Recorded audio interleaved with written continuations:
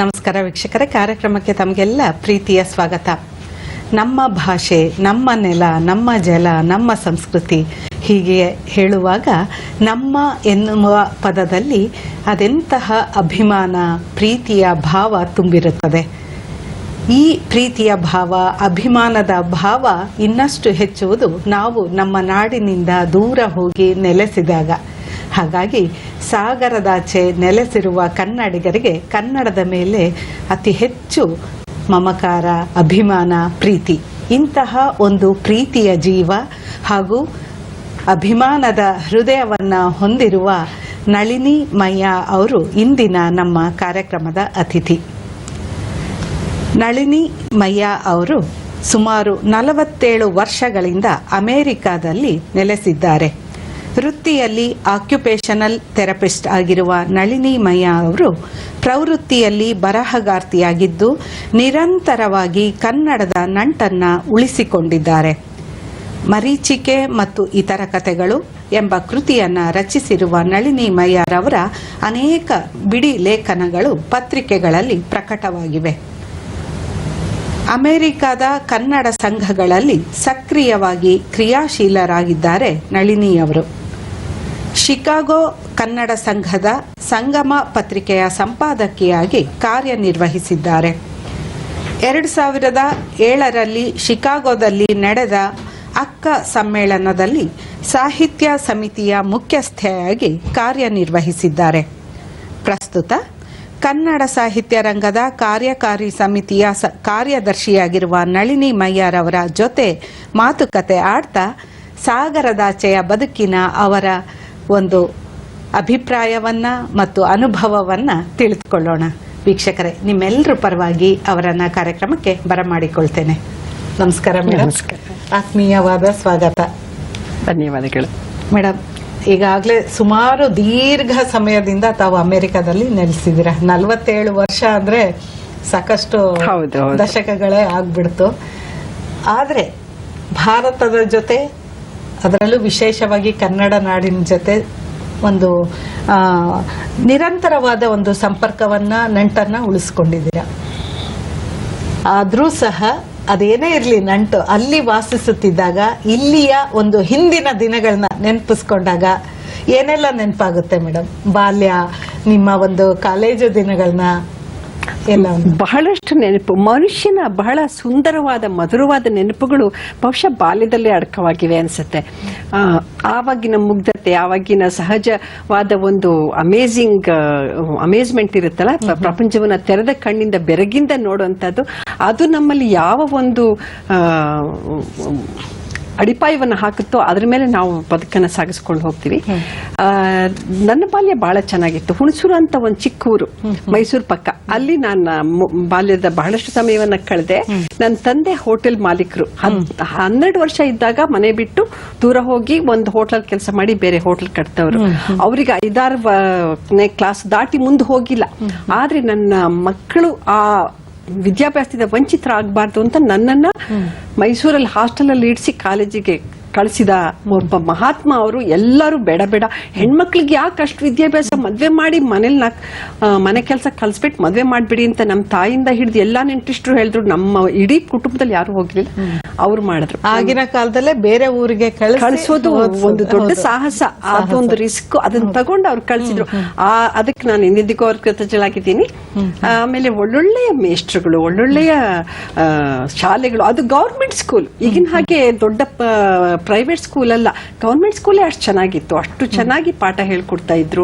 ಒಳ್ಳೊಳ್ಳೆಯ ಗೆಳತಿಯರಿದ್ರು ನನಗೆ. ಹಾಗಾಗಿ ನನ್ನ ಬಾಲ್ಯ ಅನ್ನೋದು ಬಹಳ ಒಂದು ಸುಂದರವಾದ ಲೋಕವಾಗಿ ನನ್ನ ಹೃದಯದೊಳಗೆ ಯಾವತ್ತೂ ನೆನೆಸಿರುತ್ತೆ. ತುಂಬಾ ಚೆನ್ನಾಗಿ. ಅದಾದ್ಮೇಲೆ ಕಾಲೇಜು ದಿನಗಳು ಹೇಳಿದ್ರೆ, ಕಾಲೇಜು ನಾನು ಮೈಸೂರು ಮಹಾರಾಣೀಸ್ ಕಾಲೇಜಿಗೆ ಹೋದೆ. ಅಲ್ಲೂ ಅಷ್ಟೇ ನನ್ನ ಕನ್ನಡದ ಒಂದು ಪ್ರೀತಿ ಉದ್ದೀಪನಗೊಂಡಿದ್ದೆ ಅಲ್ಲಿ. ತಿಪ್ಪೇರುದ್ರ ಸ್ವಾಮಿ ಅಂತ ಒಬ್ರು, ರೇಣುಕಾ ಅಂತ ಒಬ್ರು ಒಳ್ಳೊಳ್ಳೆಯ ಉಪನ್ಯಾಸಕರು ಇದ್ರು. ಅದರಲ್ಲಿ ಕುವೆಂಪು ಅವರ ಪಕ್ಷಿಕಾಶಿ ಅನ್ನೋ ಒಂದು ಕವನ ನನಗೆ ಎಂಥ ಪ್ರಭಾವ ಬೀರ್ತು ಅಂದ್ರೆ ಇವತ್ತಿಗೂ ಅದರ ಸಾಲುಗಳನ್ನ ನಾನು ಉದ್ಧರಿಸಬಲ್ಲೆ. ಅಷ್ಟು ನನ್ನ ಮನಸ್ಸಲ್ಲಿ ಅದು ಮನೆ ಮಾಡಿಬಿಟ್ಟಿದೆ. ಅಂತ ಒಳ್ಳೆಯ ಪ್ರಾಧ್ಯಾಪಕರು ಇದ್ದದ್ರಿಂದ ನನ್ನ ಕನ್ನಡ ಪ್ರೀತಿ ಇವತ್ತು ಇಂದಿಗೂ ಜ್ವಲಂತವಾಗಿ ಅಮೆರಿಕದಲ್ಲೂ ನಡ್ಕೊಂಡು ಬಂದಿದೆ ಅಂತ ಅವರಿಗೆ ನಾನು ಯಾವಾಗ್ಲೂ ಕೃತಜ್ಞನಾಗಿರ್ಬೇಕು. ಖಂಡಿತ, ಎಂತ ಒಳ್ಳೆ ಮಾತು ಹೇಳಿದ್ರೆ. ಆ ಒಂದು ಪ್ರಭಾವ ಹೇಗೆ ಜೀವನ ಪೂರ್ತಿ ನಮ್ಮನ್ನ ಕಾಪಾಡುತ್ತೆ ಅಥವಾ ನಮ್ಮನ್ನ ಒಂದು ಹಿಂಬಾಲಿಸುತ್ತೆ, ಪ್ರಭಾವ ಬೀರುತ್ತೆ ಅನ್ನೋದು ತುಂಬಾ ಚೆನ್ನಾಗಿ ಹೇಳಿದ್ರು. ನಂತರದ ದಿನಗಳು ಅಂದ್ರೆ ನೀವು ಅಮೆರಿಕಾಗೆ ಹೋಗಿದ್ದು 1969ರಲ್ಲಿ ಅಲ್ವಾ? ಹೋಗೋದಕ್ಕೆ ಕಾರಣ ಏನು, ಹಾಗೆ ಅಲ್ಲಿ ಹೋದಾಗ ಮೊದಲ ತಂಡದ ವಲಸೆಗಾರರು ಅಂತ ಹೇಳ್ಬೋದು ನಿಮ್ಮನ್ನೆಲ್ಲ, ಹೇಗಿತ್ತು ಅನುಭವ? ಮೊದಲು ಹೋದ ಕಾರಣವನ್ನು ಹೇಳಿ. ನಾನು ಹೋಗೋ ಕಾರಣ ನನ್ನ ಮದ್ವೆ ಆಯ್ತು. ಆಮೇಲೆ ನನ್ನ ಮನೆಯವರಿಗೆ ಅಲ್ಲಿ ಕೆಲಸ ಸಿಕ್ತು. ಅವರೊಬ್ಬರು ಸೈಂಟಿಸ್ಟ್, ವಿಜ್ಞಾನಿ, ಅಲ್ಲಿ ಆರ್ಗಾನ್ ನ್ಯಾಷನಲ್ ಲ್ಯಾಬೊರೇಟರಿ ಅಂತ ಅಲ್ಲಿ ಕೆಲಸ ಸಿಕ್ತು. ಶಿಕಾಗೋದ ಒಂದು ಸಣ್ಣ ಬಡಾವಣೆಯಲ್ಲಿ ಅವರ ಲ್ಯಾಬೊರೇಟರಿ ಇತ್ತು, ಅಲ್ಲೇ ನಮ್ಮ ಮನೆಯೂ ಇತ್ತು. ಮೊದಲ ಬಾರಿ ಹೋದಾಗ ಅದು ಡಿಸೆಂಬರ್. ನಾನು ಹೋದ ದಿನ ಜಾಸ್ತಿ ಅಲ್ಲಿ ಮಂಜು ಗಿಂಜು ಇರ್ಲಿಲ್ಲ, ಎಲ್ಲ ಯಥಾ ಪ್ರಕಾರ ಇತ್ತು. ಹೋಗಿ ಮಲ್ಕೊಂಡೆ. ಆ ದಿನ ರಾತ್ರಿ ಇಡೀ ಹಿಮ ಬಿದ್ದಿದೆ. ಬೆಳಿಗ್ಗೆ ಎದ್ರೆ ಅದೊಂದು ಸ್ವರ್ಗ ಲೋಕದ ತರ, ಎಲ್ಲೆಲ್ಲೂ ಬಿಳಿ ಬಿಳಿ ಬಿಳಿ ವಾತಾವರಣ. ಒಳಗಿಂದ ನೋಡೋಕೇನೋ ತುಂಬಾ ಚೆನ್ನಾಗಿತ್ತು. ಹೊರಗಡೆ ಕಾಲಿಟ್ರೆ ಮಾತ್ರ ಚಳಿ ಅಂದ್ರೆ ಚಳಿ. ನನ್ಗೆ ಇಂಡಿಯಾದಿಂದ ಬೆಸ್ಟ್ ಜಾಕೆಟ್ ತಗೊಂಡೋಗಿದ್ರು ಸಾಕಾಗಲ್ಲ ಅನ್ನಿಸ್ತು, ಗಡಗಡ ನಡಕ್ತಾ ಇದ್ದೆ. ಆದ್ರೆ ನನ್ನ ಉಳಿದ ಅನುಭವಗಳು ಅಂದ್ರೆ ಸೀರೆ ಉಟ್ಟ ನನ್ನನ್ನ ಎಲ್ಲರೂ ನಿಲ್ಸಿ, ಇದಕ್ಕೆ ಎಷ್ಟು ಗಜ ಬಟ್ಟೆ ಇದೆ, ಇದು ಒಂದೇ ಒಂದು ಸ್ಟಿಚ್ ಇಲ್ಲದೆ ನಿಮ್ ಮೈ ಮೇಲೆ ಹೇಗ್ ನಿಲ್ಲುತ್ತೆ ಅಂತ ಎಲ್ಲರೂ ಕೇಳ್ತಾ ಇದ್ರು. ಅಂತ ಒಂದು ಅಪರೂಪದ ವಸ್ತು ಆಗಿತ್ತು ಆ ಕಾಲದಲ್ಲಿ. ಸರಿ, ಆ ಸೀರೆ ಒಗೆಯೋದು ಒಂದ್ ದೊಡ್ಡ ಸಾಹಸ. ಯಾಕಂದ್ರೆ ಟಬ್ ಒಳಗಡೆ ಒಗೆಯೋಕ್ಕಿಂತ ಅಲ್ಲೊಂದು ಪಬ್ಲಿಕ್ ಲಾಂಡ್ರಮ್ಯಾಟ್ ಅಂತ ಒಂದು ವಾಷಿಂಗ್ ಮೆಷಿನ್ ಇಟ್ಕೊಂಡು ಒಂದು ಜಾಗ, ಎಲ್ಲರೂ ಅಲ್ಲಿ ಬಂದು ದುಡ್ಡು ಹಾಕಿ ಅದನ್ನ ಉಪಯೋಗಿಸ್ಬೋದು. ನಾನು ಅಲ್ಲಿ ಹೋಗಿ ಅಲ್ಲಿ ಸೀರೆ ಹಾಕಿದ್ರೆ ಅದು ಹೀಗ್ ತಿರುಗುತ್ತಲ್ಲ, ಉಂಡೆ ಉಂಡೆ ಉಂಡೆ ಕಟ್ಕೊಂಡು ಸೀರೆ ಬಿಡಿಸೋದಕ್ಕೆ ಹಿಗ್ಗ ಮುಗ್ಗ ಎಳೆದು ಎಲ್ರು ಏನ್ ಮಾಡ್ತಾ ಇದ್ದಾಳೆ ಇವಳು ಅಂತ ನನ್ ಕಣ್ಬಿಟ್ಕೊಂಡು ನೋಡ್ಬೇಕು, ಆ ತರ ಆಗೋಗಿತ್ತು. ಸೊ ಅದೊಂದು ಅನುಭವ. ಆಮೇಲೆ ಊಟದ ದೊಡ್ಡ ಪ್ರಾಬ್ಲಮ್. ಯಾಕಂದ್ರೆ ಅಲ್ಲಿ ನಮ್ಮ ಕೊತ್ತಂಬರಿ ಬೀಜ, ಜೀರಿಗೆ, ಸಾರಿನ ಪುಡಿ, ಮೆಣಸಿನ ಪುಡಿ ಏನೂ ಸಿಗಲ್ಲ. ಸೊ ಮನೆಯಿಂದ ತಗೊಳೋದನ್ನ ಸ್ವಲ್ಪ ಸ್ವಲ್ಪವಾಗಿ ಉಪಯೋಗಿಸಿ. ಅಲ್ಲಿ ತೊಗರಿ ಬೇಳೆ ಕೂಡ ಸಿಕ್ಕಲ್ಲ. ಈಗ ಎಲ್ಲ ಸಿಗುತ್ತೆ. ನಾವು ಹೋದಾಗ ಅಲ್ಲಿ ಭಾರತೀಯತೆ ಅನ್ನೋದೇ ಇರ್ಲಿಲ್ಲ. ಭಾರತೀಯತೆ ಅನ್ನೋದನ್ನ ಅಮೆರಿಕದಲ್ಲಿ ಸ್ಥಾಪಿಸಿದ ತಂಡ ನಮ್ದು. ಕನ್ನಡ ಕೂಟ ಇಲ್ಲ, ದೇವಸ್ಥಾನ ಇಲ್ಲ, ಇಂಡಿಯನ್ ರೆಸ್ಟೋರೆಂಟ್ ಇಲ್ಲ, ಸೀರೆ ಅಂಗಡಿ ಇಲ್ಲ, ಏನೂ ಇಲ್ಲ. ಅಂತ ಕಾಲದಲ್ಲಿ ನಾವಲ್ಲಿ ಹೋಗಿ ಕಣ್ಕೊಂಡ್ ಬಿಡ್ತಾ ಇದ್ವಿ. ಆದ್ರೆ ಒಂದು ಸಾಹಸ ಅದು. ಅದನ್ನ ನಿಮಗೂ ಅಷ್ಟೇ ಹೊಸತು, ಅದು ಅವರಿಗೂ ಅಷ್ಟೇ ಹೊಸತು.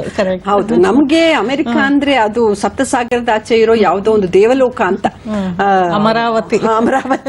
ಅದು ನಾವ್ ಇಂಡಿಯನ್ಸ್ ನನ್ಗೆ ಸ್ವಲ್ಪ ಕೀಳರಿಮೆನೂ ಕಾಡ್ತಾ ಇತ್ತು. ನಾವು ಏನ್ ಪ್ರಯೋಜನ ಇಲ್ಲ, ಅಮೆರಿಕ ಅವ್ರಿಗೆ ಗೊತ್ತಿರೋಷ್ಟು ನಮ್ಗೇನ್ ಗೊತ್ತು ಅಂತ. ಈಗ ಅಲ್ಲಿ ಹೋಗಿ ಜೀವನ ಮಾಡಿದ್ಮೇಲೆ ಅನ್ಸುತ್ತೆ ನಾವ್ ಅವ್ರಿಗಿಂತ ಯಾವ ರೀತಿಲೂ ಕಡಿಮೆ ಇಲ್ಲ. ಅವಕಾಶಗಳು ಇರ್ಲಿಲ್ಲ ಅಷ್ಟೇ, ನಮ್ಗೆ ಪರವಾಗಿಲ್ಲ ಅಂತ ನನ್ಗೆ ಇವಾಗ ಅದೆಲ್ಲ ಗೊತ್ತಾಗಿದೆ. ಆವಾಗ ಗೊತ್ತಿರ್ಲಿಲ್ಲ. ನಿಜ ನೀವು ಹೇಳಿದ್ದು. ಈಗ 60ರ ದಶಕದ ಭಾರತವನ್ನ, ನಮ್ಮ ದೇಶದ ಸ್ಥಿತಿಯನ್ನ ಗಮನಿಸಿದಾಗ ಮತ್ತು ಈಗಿನ ಒಂದು ಪ್ರಸ್ತುತ ಸ್ಥಿತಿಗೆ ಸಾಕಷ್ಟು ಬದಲಾವಣೆ ಆಗಿದೆ, ಮಾರ್ಪಾಡಾಗಿದೆ. ಅದೇ ರೀತಿ ಅಮೆರಿಕದಲ್ಲೂ ಸಹ ಆಗಿರುತ್ತೆ ಖಂಡಿತವಾಗಿಯೂ, ಅಲ್ವಾ? ಆ 60ರ ದಶಕದ ಅಮೆರಿಕಾಗೂ ಈಗಿನ ಒಂದು ಅಮೆರಿಕಾಗೂ ಅಜಗಜಾಂತರ ವ್ಯತ್ಯಾಸ. ಆದ್ರೆ ನಿಮ್ಮ ಆ ದೃಷ್ಟಿಯಿಂದ ತಗೊಂಡ್ರೆ ನೀವು ಇಲ್ಲಿಂದ ಹೋದಾಗ ಅಲ್ಲಿ ಆ ತೀವ್ರತೆಯನ್ನ ಅಷ್ಟೇ ಪ್ರಮಾಣದಲ್ಲಿ ಅನುಭವಿಸಿರ್ತೀರಾ, ಆ ಬದಲಾವಣೆ. ಹೌದು ಹೌದು ಹೌದು ಹೌದು. ಅದೇನೆ ಆಗಿರೋದು. ನಾನಲ್ಲಿ ಹೋಗಿ ನೀರಿನ ತೆಗೆದು ಮೀನಿನ ಹಾಗಾಗ್ಬಿಟ್ಟಿದೆ ಅಲ್ಲಿ. ಎಲ್ಲಿಗಪ್ಪ ಬಂದೆ, ಹೇಗೋ ಒಂದ್ ಸ್ವಲ್ಪ ದುಡ್ಡು ಮಾಡ್ಕೊಂಡು ವಾಪಸ್ ಹೋಗ್ಬಿಟ್ರೆ ಸಾಕು, ಈ ದೇಶ ಬೇಡ ನಮ್ಗೆ ಅಂತಲೇ ಅನ್ನಿಸ್ತಾ ಇತ್ತು. ಯಾಕಂದ್ರೆ ಇಂಡಿಯಾದಲ್ಲಿ ಅವಾಗ ಟಿವಿ ಇರ್ಲಿಲ್ಲ, ಮನೆಗಳಲ್ಲಿ ಫೋನ್ ಇರ್ಲಿಲ್ಲ, ಕಾರುಗಳು ಕೂಡ ಹೆಚ್ಚಿರ್ಲಿಲ್ಲ. ಇಂಡಿಯಾಕ್ ಫೋನ್ ಮಾಡಿ ಯಾರ ಕೈಲಿ ಮಾತಾಡಿ ಸಂತೋಷ ಪಡೋಷ್ಟು ಇಲ್ಲ. ಒಂದು ಇಂಗ್ಲೆಂಡ್ ಲೆಟರ್ ಬರೆದ್ರೆ, ಅಲ್ಲ ಇದು ಫಾರಿನ್ಗೆ ಒಂದು ಲೆಟರ್ ಬರೆದ್ರೆ ಇಂಡಿಯಾ ತಲುಪಕ್ಕೆ 2 ವಾರ, ಅವ್ರು ಅದನ್ನ ಓದಿ ಸಂತೋಷ ಪಟ್ಟು ಉತ್ತರ ಬರೆಯಕ್ ಇನ್ನೊಂದು ವಾರ, ಅಲ್ಲಿಂದ ಪುನಃ ನಮಗ್ ಬರಕ್ 2 ವಾರ. ಒಂದೊಂದು ಕಾಗದ ಬರಕ್ಕೆ ನಮ್ಗೆ 2-3 ತಿಂಗಳು. ನಾನು ಪ್ರತಿ ಸರಿ ಅಂಚೆವನ್ ಬರುವಾಗ ಅವನ ಕೈಯಲ್ಲಿ ಒಂದು ನೀಲಿ ಕಾಗದ ಇದೆಯಾ, ಅದು ನೀಲಿ ಕಾಗದ ಇದ್ರೆ ಅಮ್ಮಂದು ಯಾರ್ದೋ ಒಂದು ಕಾಗದ ಬಂದಿದೆ ಅಂತ ಕಾಯ್ತಾ ಇದ್ದೆ, ಚಾತಕ ಪಕ್ಷಿ ತರ. ಆ ಕಾಲ ಹಾಗಿತ್ತು. ಈಗ ನೆನೆಸಿಕೊಂಡ್ ಕೂಡಲೇ ಸ್ಕೈಪ್, ಕಮ್ಯುನಿಕೇಶನ್ ಅನ್ನೋದು ಎಷ್ಟು ಸುಲಭ ಆಗಿದೆ. ಇಂಡಿಯಾ ಒಂದು ಅಮೆರಿಕ ಆಗಿದೆ. ಅಮೆರಿಕದಲ್ಲಿ ಬಹಳಷ್ಟು ಭಾರತೀಯತೆ ಬಂದ್ಬಿಟ್ಟಿದೆ, ಜಾಸ್ತಿ ವ್ಯತ್ಯಾಸ ಇಲ್ಲ. ಆವಾಗ ಅದಿತ್ತು. ಇದು ಮಂಗಳ ಗ್ರಹ, ಅದು ಶುಕ್ರ ಗ್ರಹ ಅನ್ನೋ ತರ ಬಹಳ ದೊಡ್ಡ ವ್ಯತ್ಯಾಸ ಇತ್ತು. ಈಗ ಬಂದಾಗ ಹೇಗನ್ಸುತ್ತೆ ಮೇಡಮ್ ಭಾರತ ನೋಡಿದಾಗ? ನಿಮ್ಮ ಬಿಟ್ಟು ಹೋದಾಗ ಹೇಗಿತ್ತು ಭಾರತ, ಈಗ ಬಂದಾಗ ಹೇಗೆ? ಈಗ ಬಂದಾಗ 2 ಬಗೆಯ ಭಾವನೆಗಳು ಬರುತ್ತೆ. ಒಂದು, ನಾನು ಬಿಟ್ಟು ಹೋದ ಭಾರತ, ಯಾವ ಭಾರತಕ್ಕೋಸ್ಕರ ನಾನು ತವಕಿಸುತ್ತಿದ್ನೋ ಆ ಭಾರತ ಇವಾಗ ಇಲ್ಲಿಲ್ವಲ್ಲ ಅಂತ ಸ್ವಲ್ಪ ಬೇಜಾರಾಗುತ್ತೆ. ಯಾಕಂದ್ರೆ ಆಗಿನ ಭಾರತ ಬಹಳಷ್ಟು ಮನೆಗಳಲ್ಲಿ ಮುಂದೆ ರಂಗೋಲಿ, ಎಲ್ಲಿ ನೋಡಿದ್ರು ಕನ್ನಡ ಮಾತ್ರ ಬರ್ತಾ ಇತ್ತು ಬೆಂಗಳೂರಲ್ಲಿ. ಆಮೇಲೆ ಎಲ್ಲೆಲ್ಲೋ ಸಂಗೀತ ಕಚೇರಿಗಳು, ಬೇಕಾದಷ್ಟು ಸಾಂಸ್ಕೃತಿಕ ವಾತಾವರಣ, ಕಾಂಪೌಂಡ್ ಹತ್ರ ನಿಂತ್ಕೊಂಡು ಅಕ್ಕಪಕ್ಕದವ್ರ ಜೊತೆ ಮಾತು, ಲಂಗ ದಾವಣಿ ಹಾಕೊಂಡು ಮಕ್ಕಳು ಚೌಕಾಬಾರ, ಇದು ಏನು ಗುಂಟಾಬಿಲ್ಲೆ ಆಡೋದು ಅದಿಲ್ಲ ಇವಾಗ. ನೀವು ಕಣ್ಣು ದುರ್ಬೀನ್ ಹಿಡ್ಕೊಂಡು ಹುಡುಕಿದ್ರು ಮಕ್ಕಳು ಇಂಗ್ಲಿಷ್ ಅಲ್ಲಿ ಮಾತಾಡ್ತವೆ, ಕಮ್ ಯಾರ್ ಗೋ ಯಾರ್ ಅಂತವೆ. ಕುಂಟಾಬಿಲ್ಲೆ ಎಲ್ಲ ಹೋಯ್ತು. ಏನಿದ್ರು ವಿಡಿಯೋ ಗೇಮು, ಟಿವಿ. ಆ ಸಾಂಸ್ಕೃತಿಕ ವಾತಾವರಣ ಇವಾಗ ಇಲ್ಲಿಲ್ಲ. ಅಯ್ಯೋ ಹೊರಟೆ ಹೋಯ್ತಲ್ಲ ಅಂತ ಬೇಜಾರಾಗುತ್ತೆ. ಆದ್ರೆ ನಮ್ ದೇಶನು ನಾಗರಿಕತೆಯಲ್ಲಿ ಮುಂದುವರೆದಿದೆ. ಇಲ್ಲಿ ಯಾವ ಅಮೆರಿಕದಲ್ಲಿ ಸಿಕ್ಕೋ ಎಲ್ಲ ಸೌಲಭ್ಯಗಳು ಇಲ್ಲಿದೆ. ಅದನ್ನ ದಕ್ಕಿಸಿಕೊಂಡು ಅದನ್ನ ಸಮರ್ಥವಾಗಿ ಉಪಯೋಗಿಸ್ಕೊಳ್ಳುವಂತ ಒಂದು ಶಕ್ತಿ ನಮ್ಗಿದೆ. ನಾವು ಯಾವ್ದಕ್ಕೂ ಯಾವ ರೀತಿಯಲ್ಲಿ ಯಾರಿಗೂ ಕಡಿಮೆ ಇಲ್ಲ. ಆ ಒಂದು ಬಗ್ಗೆ ಸಂತೋಷ. ತಾಂತ್ರಿಕವಾಗಿ ಸಾಕಷ್ಟು ಮುಂದುವರೆದ ದೇಶ ಆಗಿದೆ, ಮುಂದುವರೆದ ದೇಶವಾಗಿದೆ. ಟಿವಿ ಮುಂತಾದ ಮಾಧ್ಯಮಗಳ ಮೂಲಕ ನಮ್ಮ ಸಂಸ್ಕೃತಿ ಎಲ್ಲಾ ಕಡೆಗೂ ಹರಡ್ತಾ ಇದೆ. ಆ ಬಗ್ಗೆ ಸಂತೋಷ ನನಗಿದೆ. ಆದ್ರೆ ಒಂದು ಬಗೆಯಲ್ಲಿ ಆ ದಿನಗಳ ಕಳೆದೇ ಹೋಯ್ತು, ಇನ್ನೆಂದೂ ಬಾರದ ರೀತಿಯಲ್ಲಿ ಅದೆಲ್ಲ ಹೊರಟೆ ಹೋಯ್ತಲ್ಲ ಅಂತ ಆ ಬಗ್ಗೆ ಒಂದು ದುಃಖನೂ ಇದೆ. 2 ಬಗೆಯ ಭಾವನೆಗಳು ಬರುತ್ತೆ. ಅದೇ ಬಹುಶಃ ನೀವ್ ಹೇಳ್ದಂಗೆ ಆ ಎಲ್ಲ ಒಂದು ಸುಂದರತೆನ ಉಳಿಸ್ಕೊಂಡ್ಬಿಟ್ಟಿದ್ರೆ ಸ್ವಲ್ಪ ಮಟ್ಟಿಗೆ ತುಂಬಾ ಚೆನ್ನಾಗಿರ್ತಿತ್ತೇನೆ. 2ರ ಒಂದು ಸಮಾಗಮ ಅಂತ ಅಲ್ವಾ, ಸಮನ್ವಯ. ಆದ್ರೆ ಜೀವನ ಅಂದ್ರೆ ಹಾಗೆ ಎಲ್ಲ ಕಾಲ ಬದಲಾಗ್ತಾನೆ ಹೋಗುತ್ತೆ. ಹೌದು. ಆಮೇಲೆ ತಾವು ಅಮೆರಿಕದಂತಹ ಒಂದು ಅಚ್ಚರಿಯ ನಗರಕ್ಕೆ ಹೋದ್ರಿ. ನಿಮ್ಮ ಒಂದು ನಗರ ಶಿಕಾಗೋ ಅಂದ್ರೆ ಅದು ಸಹ ಒಂದು ಅದ್ಭುತ ದೊಡ್ಡ ನಗರ. ಆ ನಗರದಲ್ಲಿ ಓದೋರು ಮತ್ತೆ ಕಾಲೇಜು ಸೇರಿ ಶಿಕ್ಷಣ ಪಡೆದು ಆಕ್ಯುಪೇಷನಲ್ ಥೆರಪಿಸ್ಟ್ ಆದ್ರಿ ನೀವು. ಅದ್ರ ಬಗ್ಗೆ ಹೇಳಿ. ಒಂದು ಅಂದ್ರೆ ಅಮೆರಿಕ ಅನ್ನೋದು ಅವಕಾಶಗಳ ನಾಡು. ಯಾವುದಕ್ಕೂ ನೀವು ಹಿಂಜರಿಬೇಕಾಗಿಲ್ಲ. ಅಯ್ಯೋ ನನ್ಗೆ ಏನು 45 ವರ್ಷ ಆಯ್ತು, ಇನ್ನೇನು ಮಧ್ಯ ವಯಸ್ಸು ಬಂತು, ಇನ್ಯಾಕೆ ನಂಗೆ ವಿದ್ಯಾಭ್ಯಾಸ, ಯಾರು ಕಾಲೇಜಿಗೆ ಹೋದ್ರೆ ನಾನು ಅಗೆಪಾಟ್ಲಾಗ್ತೀನಿ, ಚಿಕ್ಕವರೇ ಇರ್ತಾರೆ, ಆ ಥರದ್ದು ಯಾವ ಒಂದು ನಿರ್ಬಂಧ ಇಲ್ಲ. ನಿಮ್ಗೆ ಏನ್ ಇಷ್ಟ ಇದೆಯೋ ಅದನ್ನ ಯಾವಾಗ ಬೇಕಾದ್ರೂ ನೀವು ಜೀವನದಲ್ಲಿ ಮಾಡ್ಬೋದು. ಸೊ ನನ್ಗೊಂದು 45 ವರ್ಷ ಆದಾಗ ಅಯ್ಯೋ ಮಕ್ಳು ಬೆಳೆದಾಯ್ತು, ಅವರೆಲ್ಲ ಕಾಲೇಜು ಹೈಸ್ಕೂಲು ಅದು ಇದು ಹೋಗ್ತಾ ಇದ್ದಾರೆ, ನನ್ಗೆ ದೇವ್ರು ಕೊಟ್ಟಿರೋ ಬುದ್ಧಿಶಕ್ತಿನ ಉಪಯೋಗಿಸ್ಕೋಬಹುದಲ್ಲ, ಇಷ್ಟು ಒಳ್ಳೆ ದೇಶದಲ್ಲಿ ಇಷ್ಟು ಅವಕಾಶಗಳಿರುವಾಗ ನಾನು ಅದನ್ನು ಉಪಯೋಗಿಸ್ಕೋಬೇಕು ಅಂತ ನಾನು ಕಾಲೇಜಿಗೆ ಹೋದ್ರೆ ಅಲ್ಲಿ ಇದ್ದ ಆಕ್ಯುಪೇಷನಲ್ ಥೆರಪಿ, ಮುಂಚೆ ಹೇಳ್ದಾಗೆ ಅದು ನನ್ಗೆ ತುಂಬಾ ಇಷ್ಟ ಆಯ್ತು. ಹೀಗೆ ಖಾಲಿ ಬಂದಿರೋರಿಗೆ ಥೆರಪಿ ಕೊಟ್ಟು ಅವ್ರನ್ನ ಇನ್ನೂ ಇಂಪ್ರೂವ್ ಮಾಡೋದು. ಅದಕ್ಕೆ ಸರಿಯಾಗಿ ನಿಮ್ಮ ಮನೆಯವರು ಸಹ ಅದಕ್ಕೆ ನನಗೆ ಅದೊಂದು ನನ್ನ ಮನೆಯವರು ನಾನು ಏನೇ ಇಷ್ಟಪಟ್ಟು ಮಾಡಿದ್ರು ಅದಕ್ಕೆ ಅಡ್ಡಗಾಲ ಹಾಕಿಲ್ಲ. ನಮ್ಮ ಮನೆಯಲ್ಲಿ ಅಭಿಮಾನ್ ಸಿನಿಮಾದ ಪುನರಾವರ್ತನೆ ಇದುವರೆಗೂ ಆಗಿಲ್ಲ. ಅದರಿಂದ ನನ್ಗೆ ಇದೆಲ್ಲ ಮಾಡಕ್ಕಾಯ್ತು. ಸೊ ಅವರು ನನ್ಗೆ ಎಲ್ಲಾ ರೀತಿಯ ಸಪೋರ್ಟ್ ಕೊಟ್ಟರು. ಹೋಗು ನಿಂಗೆ ಏನ್ ಇಷ್ಟನೋ ಅದನ್ನ ಮಾಡು ಅಂದ್ರು. ನಾನು ಅಲ್ಲಿ ಹೋದ್ರೆ ಇವರೇ ಮನೇಲಿ ಅಡುಗೆ ಮಾಡ್ಕೊಂಡು ಪಾತ್ರೆ ತೊಳೆಯೋಷ್ಟು ಅವರಿಗೆ ಶಕ್ತಿ ಇದೆ. ನಾನು ಅದ್ರ ಬಗ್ಗೆ ಯೋಚನೆ ಮಾಡಬೇಕಾಗಿಲ್ಲ. ಸೊ ಪುನಃ ಹೋದೆ. ಅಲ್ಲಿ ನನ್ನಂತವರೇ ಬೇಕಾದಷ್ಟು ಜನ ಇದ್ರು ಕಾಲೇಜಲ್ಲಿ. ನನ್ನ ಕ್ಲಾಸಲ್ಲಿ ಅರ್ಧಕ್ಕರ್ಧ ಜನ ನನ್ನ ವಯಸ್ಸಿನವರೇ ಇದ್ರು. ಅದು ಮುಗಿಸಿ ನಾನು ಥೆರಪಿ ಅಂತ ಕೆಲಸ ಶುರು ಮಾಡಿದಾಗ ಬಹಳ ಸಂತೋಷ ಆಯ್ತು. ಯಾಕಂದ್ರೆ ನಾವು ಮುಂಚೆನೆ ಹೇಳಿದಾಗ ಇದು ನನಗೆ ಬಹಳ ಇಷ್ಟವಾದ ವಿಷಯ. ಬಹಳ ಕಷ್ಟದಲ್ಲಿರೋ ಜೀವಿಗಳು ಬಂದಾಗ ಅವರಿಗೆ ಸಾಂತ್ವನ ನೀಡಿ, ಇಲ್ಲ ನಿನ್ನ ಜೀವನ ಮತ್ತೆ ಪುನಃ ಸರಿಯಾಗುತ್ತೆ, ಅದು ಸರಿಯಾಗೋಕೆ ಎಲ್ಲ ಸೌಲಭ್ಯಗಳು ಇವೆ, ಅದನ್ನ ನಾನು ಹಿಂಗೆ ತೋರಿಸ್ಕೊಡ್ತೀನಿ ಅಂತ ಹೇಳಿ ಅದನ್ನ ಮಾಡಿಕೊಟ್ಟು ಈ ಪೇಷಂಟ್ಸು ಎದ್ದು ಓಡಾಡಕ್ಕಾಗದೇ ಇರೋರು ಮುಂದೆ ನಗನಗ್ತಾ ನಡ್ಕೊಂಡು ಹೋಗಿ ಕಾರ್ ಹತ್ತಿ ಥ್ಯಾಂಕ್ ಯು ಅಂತ ಹೇಳಿ ಮನೆ ಹೋಗ್ತಾರಲ್ಲ ನಮ್ಮ ರಿಹ್ಯಾಬಿಲಿಟೇಷನ್ ಸೆಂಟರ್ ಬಿಟ್ಟು, ಅದರಷ್ಟು ಸಂತೋಷ ತೃಪ್ತಿ ಕೊಡೋದು ಇನ್ಯಾವುದೂ ಇಲ್ಲ. ಸೊ ತುಂಬಾ ಒಳ್ಳೆ ಒಂದು ಕಾರ್ಯ. ತುಂಬಾ ಸಂತೋಷ ಆಯ್ತು ಅದು ಮಾಡಿದ್ದು. कोई चेहरा है कोमल कली का, रूप कोई सलोनी परी का, इनसे सीखा सबक जिंदगी का, बेटियां तो है लम्हा खुशी का। ये अगर हैं तो रोशन जहां है, ये जमीनें हैं और आसमां है वजूद इनसे ही आदमी का, बेटियां तो है लम्हा खुशी का। हमने रब को तो देखा नहीं पर नूर ये है खुदा का ज़मीं पर, एक एहसास है रोशनी का, बेटियां तो है लम्हा खुशी का। इनसे इनकी अदाएं न छीनो, इनसे इनकी सदाएं न छीनो, हक इन्हें भी तो है जिंदगी का, बेटियां तो है लम्हा खुशी का, बेटियां तो है लम्हा खुशी का।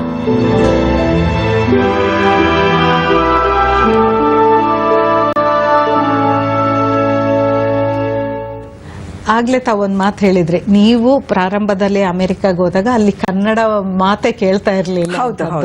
ಅಂತಹ ಒಂದು ಸಂಕೀರ್ಣ ದಿನಗಳಲ್ಲಿ ನೀವು ಕನ್ನಡ ಒಂದು ಸಂಘವಾದ ಸ್ಥಾಪನೆ ಮಾಡಿದ್ರಿ. ಆ ಮೂಲಕ ಎಲ್ಲ ಕನ್ನಡಿಗರ ಒಂದು ಅಭಿಮಾನವನ್ನ ಮತ್ತೆ ಅವರು ಕನ್ನಡವನ್ನು ಸವಿಯಬಹುದು ಅನ್ನೋದನ್ನ ತೋರಿಸ್ಕೊಟ್ರೆ. ಆ ಒಂದು ಪ್ರಾರಂಭಿಕ ದಿನಗಳು ಹೇಗಿತ್ತು? ಒಂದು ಅಂದ್ರೆ ನಾನೊಬ್ಳೇ ಅಲ್ಲ, ಅಮೆರಿಕದ ವಿವಿಧ ನಗರಗಳಲ್ಲಿ ನಮ್ಮಂಥವ್ರೆಲ್ಲ ಕನ್ನಡಕ್ಕಾಗಿ ಹಪಹಪಿಸುತ್ತಿದ್ವಿ. ಎಲ್ಲೋ 4 ಜನ ಕನ್ನಡದವ್ರು ಸೇರಿದ್ರೆ ಅಲ್ಲೊಂದು ಪುಟ್ಟ ಕರ್ನಾಟಕ ನಿರ್ಮಿಸಿಕೊಂಡು, ಅಯ್ಯೋ ಎಷ್ಟು ಚಂದ ಅಲ್ವಾ, ನಾವು ಅದನ್ನೇ ಬಿಟ್ಟು ಬಂದ್ವಲ್ಲ, ಇಲ್ಲಿ ಹೇಗಾದ್ರೂ ಅದನ್ನ ಮತ್ತೆ ಪುನಃ ಮಾಡ್ಕೊಳಕ್ಕಾಗತ್ತಾ ಅನ್ನೋ ಒಂದು ಇದು, ನೀ ಮೆಟ್ಟುವ ನೆಲ ಅದೇ ಕರ್ನಾಟಕ ಅಂತ ನಮ್ಮ ಕುವೆಂಪು ಹೇಳಿದಲ್ಲ. ನಾವು ಯಾವ ನೆಲ ಅಲ್ಲೊಂದು ಕರ್ನಾಟಕ ನಾವು ನಿರ್ಮಿಸ್ಕೋಬೇಕು ಅನ್ನೋ ಒಂದು ಆಸೆ ನಮ್ಮಲ್ಲಿ ಎಲ್ಲರಲ್ಲೂ ಇತ್ತು. ಸೊ ಈ ಕಡೆ ಶಿಕಾಗೋದಲ್ಲಿ ಒಂದು ಕನ್ನಡ ಸಂಘ, ಆ ಕಡೆ ನ್ಯೂಯಾರ್ಕ್ ಅಲ್ಲಿ ಒಂದು ಕನ್ನಡ ಸಂಘ, ಇನ್ನು ಲಾಸ್ ಏಂಜಲೀಸ್ ಅಲ್ಲಿ ಇನ್ನೊಂದು ಕನ್ನಡ ಸಂಘ, ಎಲ್ಲಾ ಕಡೆ ಸುಮಾರು ಒಂದೇ ಸಮಯದಲ್ಲಿ ಅದೆಲ್ಲ ಶುರುವಾಯ್ತು. ಅಂದ್ರೆ ಸುಮಾರು 71, 72, 73ನೇ ಇಸ್ವಿಗಳಲ್ಲಿ ನಮ್ಮಂತ ಮುಂಚೆ ಹೋದ ವಲಸೆಗಾರರು ಅಲ್ಲಿ ಆಯಾ ಊರುಗಳಲ್ಲಿ ಒಂದೊಂದು ಕನ್ನಡ ಸಂಘ, ಅದ್ರಲ್ಲೂ ಹೆಸರುಗಳೇನು ಅಂತೀರಾ, ವಿದ್ಯಾರಣ್ಯ ಅಂತ ಒಂದು, ಕಸ್ತೂರಿ ಅಂತ ಒಂದು, ಅಂತ ಒಂದು ಕನ್ನಡದ ವೈಭವವನ್ನ ಒಂದು ಹಿರಿಮೆಯನ್ನ ಸಾರುವಂತ ಹೆಸರುಗಳೇ ಅವುಗಳು ಎಲ್ಲ. ಮೊದಲು ಶುರುವಾಗಿದ್ದು ಮನೆಯಲ್ಲೇ ಬಿಸಿಬೇಳೆ ಬಾತ್ ಅಂತ, ಏನ್ರಿ ನಾವ್ ಇಲ್ಲೆಲ್ಲ ಇದ್ಕೊಂಡು ಏನಾರು ಒಂದು ಮಾಡ್ಬೇಕಲ್ರಿ, ಇರ್ಲಿ ಮಾಡೋಣ ಅಂದ್ಬಿಟ್ಟು ಒಂದು ಶಾಲೆಯಲ್ಲಿ ಅಷ್ಟೇ, ಒಂದು ಶಾಲೆಯಲ್ಲಿ ಒಂದು ರೆಂಟ್ ಮಾಡಿ ಸಾಯಂಕಾಲ ಕನ್ನಡಿಗರ ಮನೆಯವರೇ ಎಲ್ಲ ಅಡ್ಗೆ ಮಾಡಿ ತಗೊಂಡೋಗಿ ಅವರೇ ಎಲ್ಲ 1-2 ಹಾಡು, ಮಕ್ಕಳ ಕೈಲಿ 2 ಡ್ಯಾನ್ಸು ಮಾಡಿ ಇದು ನಮ್ಮ ಕನ್ನಡ ಅಂತ ಸಂತೋಷ ಪಟ್ಕೊಂಡು ಬರ್ತಾ ಇದ್ವಿ. ಚಿಕ್ಕ ರೀತಿಯಲ್ಲಿ ಶುರುವಾದ ಒಂದು ಕನ್ನಡ ಕೂಟ ಈಗ ಆಗ ಬರ್ತಾ ಇದ್ದಿದ್ದು 40-50 ಜನ ಅಷ್ಟೇ. 72ನೇ 73ನೇ ಇಸ್ವಿಲಿ ಅಲ್ಲಿ ಶುರುವಾದ ನಮ್ಮ ಶಿಕಾಗೋದಲ್ಲಿ ವಿದ್ಯಾರಣ್ಯ ಕನ್ನಡ ಕೂಟ ಶುರುವಾದಾಗ 50ಕ್ಕಿಂತ ಜಾಸ್ತಿ ಜನ ಬರ್ತಾ ಇರಲಿಲ್ಲ. ಇವಾಗ ಒಂದೊಂದು ಕನ್ನಡ ಕೂಟ ಸಮಾರಂಭಕ್ಕೆ 500ಕ್ಕಿಂತ ಜಾಸ್ತಿ ಜನ ಬರ್ತಾರೆ. ಅದು ದೊಡ್ಡ ಸಭಾಂಗಣ, ಎಲ್ಲ ತರದ ಸೌಲಭ್ಯ ಇರೋ ಸ್ಟೇಜು, ಬಹಳ ಒಳ್ಳೊಳ್ಳೆಯ ಕಾರ್ಯಕ್ರಮಗಳು. ಎಷ್ಟೋ ಸಲ ಇಂಡಿಯಾದಿಂದ ಕಲಾವಿದರು ಬಂದು ಕಾರ್ಯಕ್ರಮಗಳು ಕೊಡ್ತಾರೆ. ಊಟ ಅಂತೂ ನಮ್ಮ ಮನೆಯಲ್ಲಿ ಮುಂಚೆ ನಾವುಗಳೇ ಮಾಡ್ಕೊಂಡು ಅಡ್ಗೆ ಮಾಡ್ಕೊಂಡು ಹೋಗ್ತಾ ಇದ್ವಿ. ಈಗ ಅದು ಸಾಧ್ಯವೇ ಇಲ್ಲ, 500 ಜನ. ಅದಕ್ಕೆ ತಕ್ಕ ಹಾಗೆ ಬೇಕಾದಷ್ಟು ಹೋಟ್ಲುಗಳು, ರೆಸ್ಟೋರೆಂಟ್ಸ್ ಎಲ್ಲ ಇರೋದ್ರಿಂದ ನಾವು ಹೊರಗಡೆ ಆರ್ಡರ್ ಮಾಡ್ತೀವಿ. ಎಲ್ಲರೂ ಅದನ್ನ ಸೌದು ಒಳ್ಳೊಳ್ಳೆ ಸಾಂಸ್ಕೃತಿಕ ಕಾರ್ಯಕ್ರಮಗಳು ನೋಡಿ ಹೋಗ್ತಾರೆ. ಆದ್ರೆ ನನಗೆ ಕಾವೇರಿ ನದಿ, ತಲಕಾವೇರಿ, ನೀವು ಕಾವೇರಿ ನೋಡಿದ್ರೆ ಅದೊಂದು ಪುಟ್ಟ ಇದು, ಕೊನೆಗೆ ಬೋರ್ಗರೆದು ನಮ್ಮ ಕನ್ನಂಬಾಡಿ ಕಟ್ಟೆಯಲ್ಲಿ ಅದು ನಿಂತ ಕಾವೇರಿ. ಹಾಗೆ ನಮ್ಮ ಕನ್ನಡ ಕೂಟ ಚಿಕ್ಕದಾಗಿ ಶುರುವಾಗಿ ಇವಾಗ ದೊಡ್ಡದಾಗಿ ಮೆರೀತಾ ಇದೆ. ಅದ್ರದ್ದು ಒಂದು ಸಣ್ಣ ಅಭಿಮಾನದ ನಮ್ಮೆಲ್ಲರ ಮೂಲಕ ಶುರುವಾಯ್ತು ಅನ್ನೋ ಒಂದು ಅಭಿಮಾನ ನನ್ನ ಮನಸ್ಸಲ್ಲಿ ಯಾವಾಗ್ಲೂ ಇರುತ್ತೆ. ಒಂದು ಕನ್ನಡ ಸಂಘದ ಸ್ಥಾಪನೆ ಆದಾಗ ಬರೀ ಮಾತುಕತೆ, ಬರೀ ಒಂದು ಏನೋ ಸಾಂಸ್ಕೃತಿಕ ಕಾರ್ಯಕ್ರಮ ನೀಡೋದು ಇಷ್ಟಕ್ಕೆ ಸೀಮಿತಗೊಳಿಸದೆ ತಾವು ಕನ್ನಡ ಪತ್ರಿಕೆಗಳನ್ನು ಪ್ರಾರಂಭ ಆಯ್ತು ಅಲ್ವಾ? ಅದರ ಬಗ್ಗೆ ಹೇಳಿ. ಶಿಕಾಗೋದಲ್ಲಿ 73ನೇ ಇಸ್ವಿಯಲ್ಲಿ ಶುರುವಾಯಿತು ಸಂಗಮ ಅಂತ ಒಂದು ಕನ್ನಡ ಪತ್ರಿಕೆ. ನಾನು ಮುಂಚೆ ಹೇಳ್ದಾಗೆ ಎಲ್ಲಾ ಊರುಗಳಲ್ಲೂ ಚಿಕ್ಕ ಚಿಕ್ಕ ಕನ್ನಡ ಪತ್ರಿಕೆಗಳು ಶುರುವಾದವು. ಆವಾಗ ಏನಪ್ಪಾ ಅಂದ್ರೆ ಅದೇ ನಮ್ಮ ಕನ್ನಡದ ಸಂಗೀತ ನೃತ್ಯ ಎಲ್ಲ ಸರಿ, ಸಾಹಿತ್ಯ ಎಂತ ಒಳ್ಳೆ ಸಾಹಿತ್ಯ ಇದೆ, ಅದನ್ನ ನಾವ್ ಇಲ್ಲಿ ಮುಂದುವರಿಸಿಕೊಂಡು ಹೋಗೋಣ ಅಂತ ಶುರುವಾಗಿತ್ತು. ಸೊ ಎಲ್ಲಾ ಊರುಗಳಲ್ಲೂ ಚಿಕ್ಕ ಚಿಕ್ಕ ರೀತಿಯಲ್ಲಿ ಪತ್ರಿಕೆಗಳು. ನಮ್ಮ ಊರಲ್ಲಿ ಕೃಷ್ಣರಾಜು ಅಂತ ಗೋಪಾಲ್ ಕೃಷ್ಣ ಅಡಿಗರಾಳಿ ಅವರು ಮೊದಲನೇ ಸಂಪಾದಕರಾಗಿದ್ರು. ಆಮೇಲೆ ಬೇರೆ ಬೇರೆ ಸಂಪಾದಕರು ನಡೆಸ್ಕೊಂಡು ಹೋದ್ರು.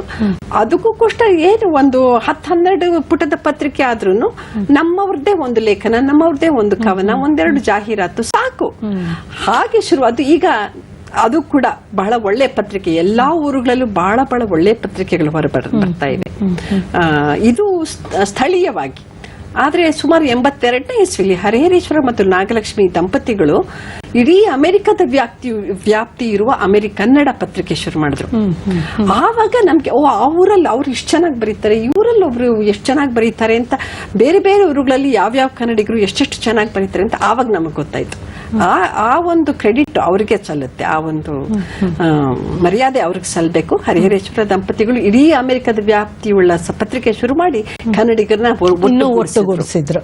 ಆ ಒಂದು 50 ರಾಷ್ಟ್ರಗಳು ಅಂದ್ರೆ ಆ ರಾಷ್ಟ್ರಕ್ಕೆ ಅವರವರ ಒಂದು ಪ್ರಾದೇಶಿಕವಾಗಿ ಅಷ್ಟೇ ಅವರು ಸೀಮಿತ ಆಗಿದ್ದು, ಈಗ ಇಡೀ ಅಮೆರಿಕದ ಕನ್ನಡಿಗರನ್ನ ಒಟ್ಟುಗೂಡಿಸ್ತಾ ಅದೇ ಗೊತ್ತಾಯ್ತು ನಮ್ಗೆ. ನ್ಯೂಯಾರ್ಕ್ ಅಲ್ಲಿ ಅವ್ರು ಎಷ್ಟು ಚೆನ್ನಾಗಿ ಬರೀತಾರೆ, ಕ್ಯಾಲಿಫೋರ್ನಿಯಾದಲ್ಲಿ ಇವರೆಷ್ಟು ಚೆನ್ನಾಗಿ ಬರೀತಾರೆ, ಹೌದಲ್ವಾ ಅನ್ಕೊಂಡು ಆ ಒಂದು ಇಡೀ ಅಮೆರಿಕದ ವ್ಯಾಪ್ತಿ ಕನ್ನಡಕ್ಕೆ ಬಂದಿತ್ತು ಈ ಪತ್ರಿಕೆಯ ಮೂಲಕ.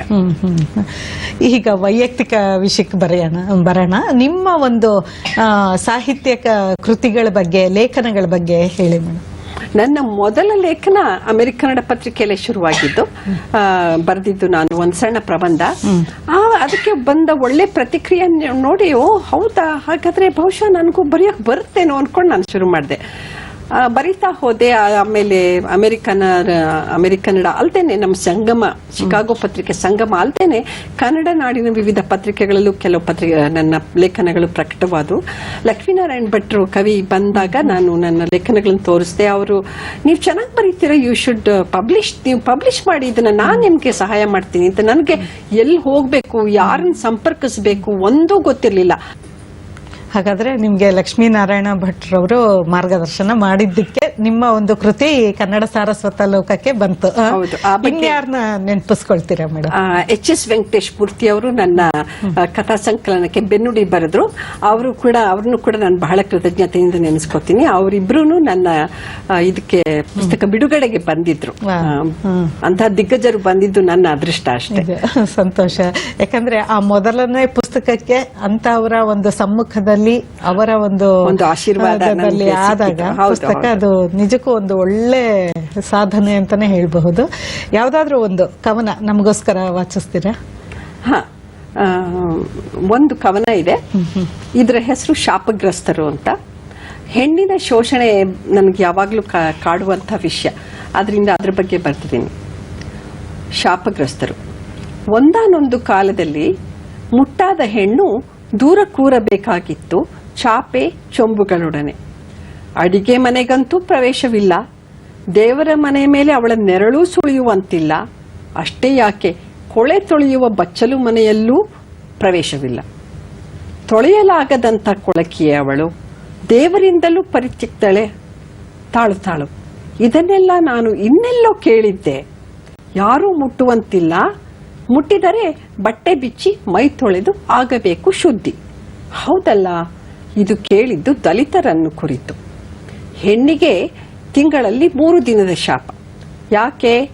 ಅವಳ ದೇಹ ಹೆಣ್ತನದ ಕರೆಗೆ ಓಗೊಟ್ಟಿದ್ದಕ್ಕೆ. ದಲಿತನಿಗೋ ಜನ್ಮವಿಡೀ ಶಾಪ. ಯಾಕೆ? ಅವನ ಅಪ್ಪ ಅಮ್ಮ ಅವನನ್ನು ಹುಟ್ಟಿಸಿದ್ದಕ್ಕೆ. ಇಂದು ಸಂಕೋಲೆಗಳನ್ನು ಕಳಚಿ ನಿಂತಿದ್ದಾಳೆ ಹೆಣ್ಣು ಎಂಬ ಸುದ್ದಿ. ಮುಟ್ಟು ಮೈಲಿಗೆಯೆಲ್ಲ ಗತಕಾಲದ ಲದ್ದಿ.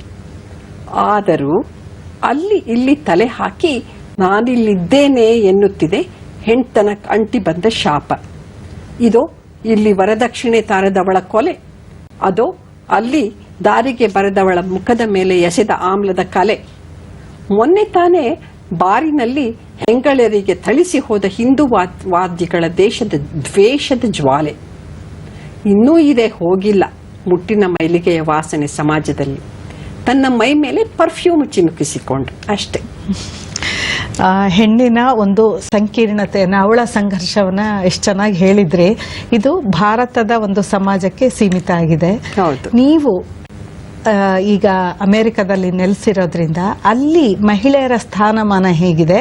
ವಲಸೆ ಹೋದ ಮಹಿಳೆಯರು ಏನೇನು ಸಂಘರ್ಷಗಳನ್ನ ಎದುರಿಸ್ತಾರೆ? ಮಹಿಳೆಯರ ಸ್ಥಾನಮಾನ ಒಂದು ತಾರತಮ್ಯ ಅನ್ನೋದು ಎಲ್ಲ ದೇಶಗಳಲ್ಲೂ ಇದೆ. ಆದ್ರೆ ಕೆಲವು ದೇಶಗಳಲ್ಲಿ ಅದರ ತೀವ್ರತೆ ಜಾಸ್ತಿ ಇದೆ. ಭಾರತ, ಪಾಕಿಸ್ತಾನ, ಅಫ್ಘಾನಿಸ್ತಾನ, ಎಷ್ಟೋ ಆಫ್ರಿಕನ್ ದೇಶಗಳು, ಅರೇಬಿಯನ್ ದೇಶಗಳು, ಅಲ್ಲಿ ಹೆಂಗಳಿರ ತಾರತಮ್ಯ ಬಹಳ ದೊಡ್ಡದಾಗಿದೆ. ಆದ್ರೆ ಅಮೆರಿಕ ಮತ್ತೆ ಉಳಿದ ಯುರೋಪಿಯನ್ ದೇಶಗಳಲ್ಲಿ ಅದಿಲ್ಲ ಅಂತ ಅಂತ ಖಂಡಿತ ಹೇಳೋಕ್ಕಾಗೋದಿಲ್ಲ. ಅಲ್ಲೂ ವೇತನ ತಾರತಮ್ಯ ಇದೆ. ಮನೆಯ ಜವಾಬ್ದಾರಿ ಇಬ್ಬರೂ ಹೊರಗೆ ದುಡಿದು ಬಂದರೂ ಕೂಡ ಗಂಡ ಹೆಂಡತಿ ಮನೆಯ ಜವಾಬ್ದಾರಿಯ ಹೆಚ್ಚಿನ ಒಂದು ಭಾರ ಹೆಣ್ಣಿನ ಮೇಲೆ ಬೀಳುತ್ತೆ. ತಾರತಮ್ಯ ಅನ್ನೋದು ಎಲ್ಲ ದೇಶಗಳಲ್ಲೂ ಇದೆ. ಇಲ್ಲಿಂದ ಹೋದ ಹೆಂಗಳೆಯರು ಅಲ್ಲಿಗೆ ಚೆನ್ನಾಗಿ ಹೊಂದ್ಕೊಂಡು ಅಲ್ಲಿ ಕೆಲಸ ಮಾಡಿದ್ರು ಕೂಡ ಮನೆಗೆ ಬಂದ್ಮೇಲೆ ಅವಳಿಗೂ ಕೂಡ ಹೆಚ್ಚಿನ ಜವಾಬ್ದಾರಿ ಇದೆ. ಅದು ನಮ್ಮ ಹಿಂದೂ ಪದ್ಧತಿ, ನಮ್ಮ ಭಾರತೀಯ ಪದ್ಧತಿಯಲ್ಲಿ ಮುಂದುವರ್ಕೊಂಡು ಹೋಗಿ ಅವಳಿಗೆ ಅಲ್ಲಿ ತುಂಬಾನೇ ಜಾಸ್ತಿ ಇದೆ. ಬಹುಶಃ ಅಮೆರಿಕನ್ ಹೆಂಗಸರಿಗಿಂತ ನಮ್ಮ ಹೆಂಗಸರಿಗೆ ಸ್ವಲ್ಪ ಮನೆಯ ಕೆಲಸದ ಹೊರೆ ಜಾಸ್ತಿ ಬೀಳುತ್ತೆ. ಆದ್ರೆ ಒಂದು ಅಂದ್ರೆ ನಮ್ಮಲ್ಲಿ ಅನುಕಂಪ ಇರೋದ್ರಿಂದ ಈ ದೌರ್ಜನ್ಯ, ಕೌಟುಂಬಿಕ ದೌರ್ಜನ್ಯಕ್ಕೊಳಗಾದ ಹೆಂಗಳೆಯರಿಗಾಗಿ ಅಪನಾಘರ್ ಅಂತ ಒಂದು ಸಂಸ್ಥೆ ಶುರು ಮಾಡಿದ್ರು. ಭಾರತೀಯ ಮಹಿಳೆಯರೇ ಸೇರ್ಕೊಂಡು ನಮ್ಮ ಶಿಕಾಗೋದಲ್ಲಿ, ಹಾಗೆ ಬೇರೆ ಊರುಗಳಲ್ಲೂ ಇರ್ಬೋದು. ಅಲ್ಲಿ ಏನು ಅಂದ್ರೆ ಪಾಪ ಈ ಹೆಂಗಸರು ಅಲ್ಲಿ ಹೋಗ್ತಾರೆ, ಗಂಡ ಹೊಡೆದು ಬಡ್ದು ಮಾಡಿದ್ರೆ ಅವ್ರಿಗೆ ಯಾರ ಗತಿ? ಅಪ್ಪ ಅಮ್ಮ ಇಲ್ಲ, ಅಣ್ಣ ತಂಗಿ ಯಾರೂ ಇಲ್ಲ. ಸೊ ಆಗ ಅವರು ಈ ಅಪನಾಘರ್ಗೆ ಹೋಗಿ ಅಲ್ಲಿ ಒಂದು ನೆಲೆ ಕಂಡುಕೊಂಡು ಮುಂದೆ ಏನೋ ಒಂದು ರೀತಿಯಲ್ಲಿ ಒಂದು ಕೆಲಸ ಸಂಪಾದಿಸಿಕೊಂಡು ತನ್ನ ಕಾಲ ಮೇಲೆ ತಾನು ನಿಲ್ಲೋ ಹಾಗೆ ಆಗೋವರೆಗೂ ಅಲ್ಲಿ ಆಶ್ರಯ ಪಡಿಬಹುದು. ಹಾಗೆ ತನ್ನ ಕಾಲ ಮೇಲೆ ತಾನು ನಿಲ್ಲೋಕೆ ಅವ್ರು ಸಹಾಯ ಕೂಡ ಮಾಡ್ತಾರೆ. ಅದೊಂದು ಇದೆ, ಒಳ್ಳೆಯ ಒಂದು ಅಲ್ವಾ. ಅದರಲ್ಲೂ ವಿಶೇಷವಾಗಿ ಭಾರತದಿಂದ ಹೋದ ಎಷ್ಟೋ ಮಹಿಳೆಯರು ಎಲ್ಲರೂ ಅಷ್ಟೊಂದು ಧೈರ್ಯವಂತೆಯರಾಗಿರಲ್ಲ, ಮಾಹಿತಿ ಇರೋದಿಲ್ಲ, ಕರೆಕ್ಟ್, ತುಂಬಾ ಕಷ್ಟ ಆಗುತ್ತೆ. ಹೌದು, ಅದಕ್ಕೆ ಇವರು ಅಮೆರಿಕ ಗವರ್ಮೆಂಟ್ ಕೂಡ ಅದಕ್ಕೆ ಹೆಲ್ಪ್ ಮಾಡಿದೆ, ಅದಕ್ಕೆ ಅನುದಾನ ಕೊಟ್ಟಿದೆ. ಅಲ್ಲದೆ ಬೇರೆ ಬೇರೆ ರೀತಿಯಲ್ಲಿ ಈ ತರ ದುಡ್ಡನ್ನ ಸಂಗ್ರಹಿಸಿ ಇದೊಂದು ಸಂಸ್ಥೆನ ನಡೆಸ್ತಾ ಇದ್ದಾರೆ. ಅದಕ್ಕೋಸ್ಕರ ಅದೊಂದು ಒಳ್ಳೆ ಕೆಲಸ ಮಾಡಿದ್ದಾರೆ. ಖಂಡಿತ, ಹೌದು. ತುಂಬಾ ಜನಕ್ಕೆ ಇದರಿಂದ ಸಹಾಯ ಆಗ್ತಾ ಇದೆ. ಹೌದು ಹೌದು. ಆ ತರದ ಒಂದು ಸುಮಾರು ಕೇಸ್ ಬರುತ್ತಾ?